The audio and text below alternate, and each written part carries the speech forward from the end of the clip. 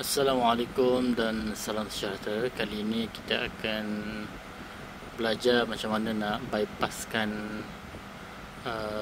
Windows 11 setup 24H2 yang terbaru punya Windows. Okey, untuk sampai di tahap ini, apa yang anda perlu buat adalah hanyalah tekan Shift dan juga F10 Okey, dia akan keluar command prompt. Okey, kalau sebelum ni punya version dia menggunakan shift function F10. Okey, untuk yang terbaru ni, untuk bypasskan network, hanyalah tekan shift dan juga F10 serentak, dia akan keluar window ini. Dan untuk setupkan untuk command prompt ni, hanya masukkan OOBE. Okey, pastikan dia ni OOBE, lepas tu backslash bypass NRO. Okey, itu saja. Lepas tu kita tekan enter. Okey, terus dia akan keluar kepada skrin ni, dan kita tengok apa yang akan keluar. Sebab dekat depan tadi tak ada skip button untuk setup by network ya. So just a moment, tunggu sekejap.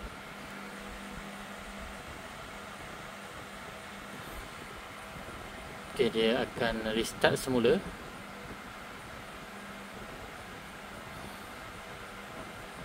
Akan kembali kepada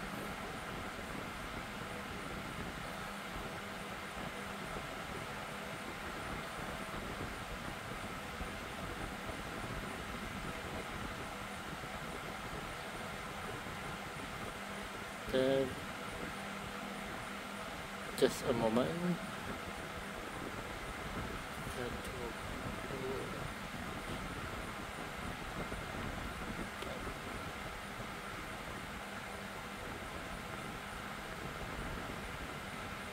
Agak lama loading ya.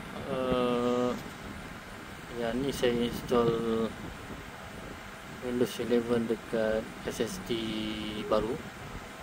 Okay, dan telah pun keluar. Okay, kita select balik Malaysia. Okay, USB keyboard. Okay, ini kita skip keyboard. Okay, dan barulah ada I don't have internet. Kalau yang first tadi akan keluar tak akan ada function ni lah, I don't have internet. So untuk yang ni kita boleh terus pada ni lah, local punya ni lah, dia tak connect dengan network lah. Okey, dan seterusnya masukkan yang username dan semua sekali tu lah. Okey, buat setakat kali ni untuk bypasskan Windows 11 setup, untuk skipkan network dia hanyalah menggunakan shift dan juga F10 ya. Okey, dan juga command tadi, dan nanti saya akan sertakan dalam description. Okey, harap dapat membantu. Sekian, terima kasih kerana sudah menonton. Assalamualaikum dan salam sejahtera. Terima kasih.